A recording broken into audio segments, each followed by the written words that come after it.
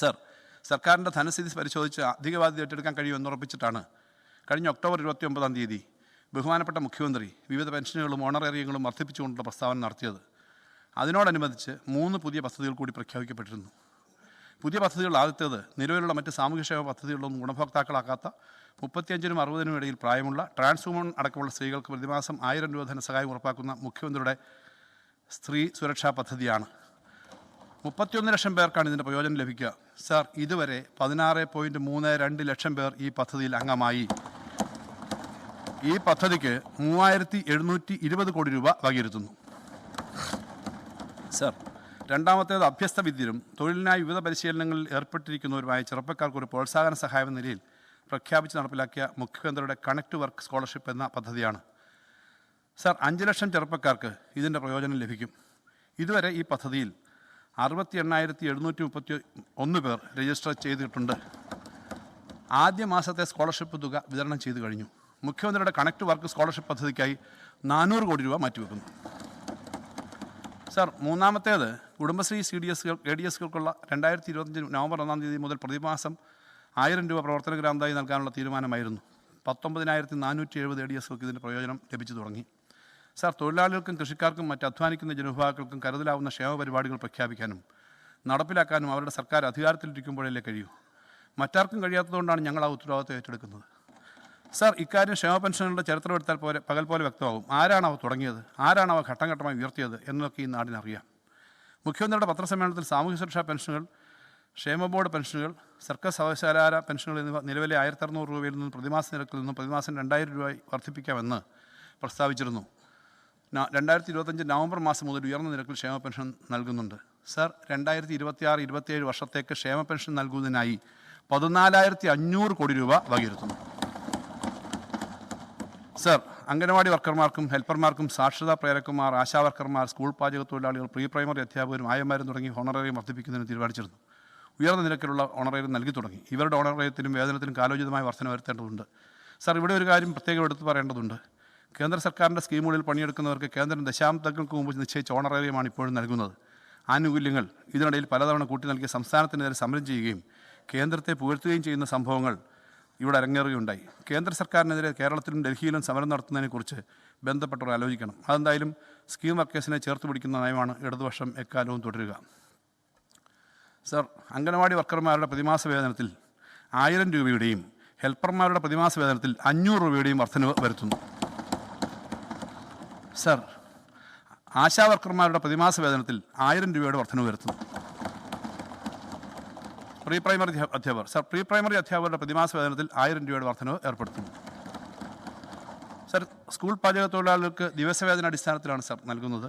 ദിവസവേതനത്തിൽ 25 രൂപയുടെ വർധനവ് ഏർപ്പെടുത്തുന്നു. സർ, സാക്ഷരതാ പ്രേരകന്മാരുടെ പ്രതിമാസ വേതനത്തിൽ 1000 രൂപയുടെ വർധനവ് ഏർപ്പെടുത്തുന്നു.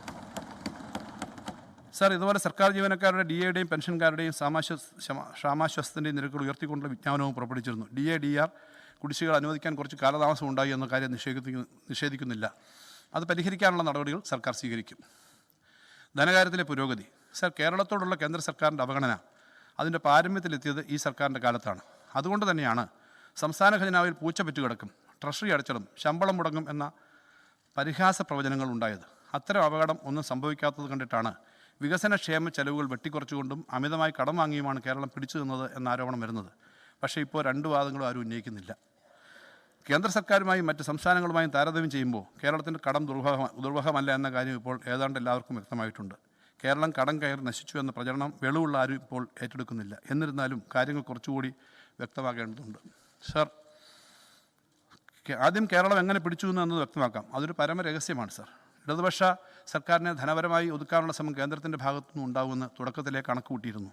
സർ, നമ്മളൊക്കെ അരിയാഹാരമല്ലേ കഴിക്കുന്നത്, അതുകൊണ്ട് ആ അപകടം മുൻകൂട്ടി കാണാൻ കഴിഞ്ഞു. സർക്കാരിൻ്റെ ചെലവുകൾ ക്രമീകരിച്ചും തനത് വരുമാനം വർദ്ധിപ്പിച്ചും പ്രതിരോധ കോട്ട കെട്ടുകയാണ് ഞങ്ങൾ ചെയ്തത്.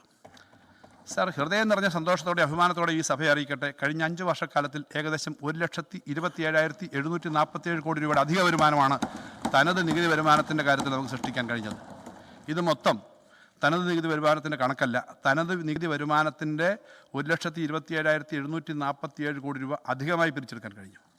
സർ, 2025-26 ധനവർഷത്തെ കണക്കുകൾ അന്തിമമാക്കുമ്പോൾ ഇത് ഇനിയും ഉയരും. മുൻ സർക്കാരിൻ്റെ കാലത്തെ 2016-17 മുതൽ 2021 വരെ ശരാശരി പ്രതിവർഷ തനത് നികുതി വരുമാനം 47,453 കോടിയായിരുന്നു. ഈ സർക്കാരിൻ്റെ ശരാശരി പ്രതിവർഷ വരുമാനം 73,002 കോടി രൂപയാണ്. 2025-26 വർഷത്തെ കണക്കുകൾ അന്തിമമാക്കുമ്പോൾ ശരാശരി തനത് നികുതി വരുമാനം ഇനിയും ഉയരും. ഈ ബജറ്റിൽ 2025-26 തനത് നികുതി വരുമാനമായി റിപ്പോർട്ട് ചെയ്യുന്നത് 83,731 കോടി രൂപയാണ്. സാർ, സംസ്ഥാന സർക്കാരിൻ്റെ തനത് നികുതി വരുമാനത്തിലും നികുതിയേതര വരുമാനത്തിലും അഭിമാനകരമായ വളർച്ചയുണ്ടായി. നികുതിയേതര വരുമാനമായി 24,898 കോടി രൂപയോളം അധികമായി പിടിച്ചെടുക്കാൻ നമുക്ക് കഴിഞ്ഞു. നികുതിയേതര വരുമാനത്തിൻ്റെ കഴിഞ്ഞ സർക്കാരിൻ്റെ കാലത്ത് വാർഷിക ശരാശരി 10,455 കോടി രൂപയായിരുന്നു. ഈ സർക്കാരിൻ്റെ കാലത്ത് അത് 15,435 കോടിയായി ഉയർന്നിട്ടുണ്ട്. സാർ, 25-26 കണക്കുകൾ അന്തിമമാക്കുമ്പോൾ ഇത് വീണ്ടും ഉയരും. ചുരുക്കി പറഞ്ഞാൽ തനത് നികുതി വരുമാനത്തിലും നികുതിയേതര വരുമാനത്തിനുമായി 1,52,645 കോടിയിലേറെ നമുക്ക് അധികമായി 5 വർഷക്കാലം കൊണ്ട് പിരിച്ചെടുക്കാൻ കഴിഞ്ഞു. സാർ, അതാണ് കടുത്ത കേന്ദ്ര അവഗണനയ്ക്കിടയിൽ നാം പിടിച്ചു നിർത്താൻ സഹായിച്ചത്. അതായിരുന്നു ധനമന്ത്രിയുടെ കയ്യിലെ മാന്ത്രിക ദണ്ഡ്.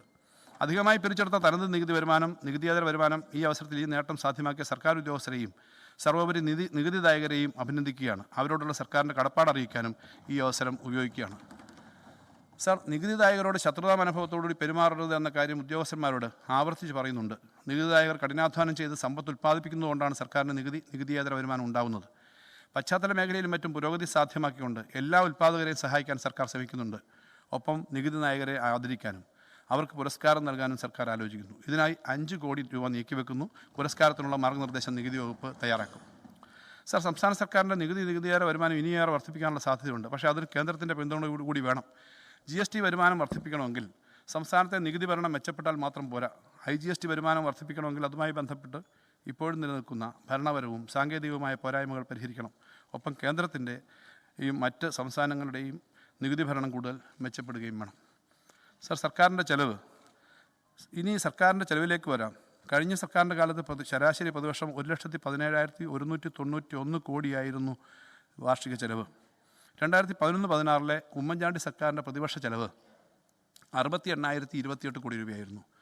ഈ സർക്കാരിൻ്റെ 5 വർഷത്തെ ശരാശരി പ്രതിവർഷ ചെലവാകട്ടെ 1,69,547 കോടി രൂപയാണ്. സാർ, 2024-25 വാർഷിക ചെലവ് 1,73,808 കോടി രൂപയും ഈ ബജറ്റിൽ അവതരിപ്പിക്കുന്ന കണക്കനുസരിച്ച് 25-26 ചെലവ് 1,96,92,456 കോടി രൂപയും ആയി വർദ്ധിക്കും. ലോകത്തെവിടെയായാലും ഏത് സമയത്തും 24 വാർത്തകളും ഓഗ്മെന്റഡ് റിയാലിറ്റി പാക്കേജുകളും എക്സ്പ്ലെയിനറുകളും വിശദമായി കാണാൻ ഞങ്ങളുടെ യൂട്യൂബ് ചാനൽ നിങ്ങൾക്ക് സബ്സ്ക്രൈബ് ചെയ്യാം.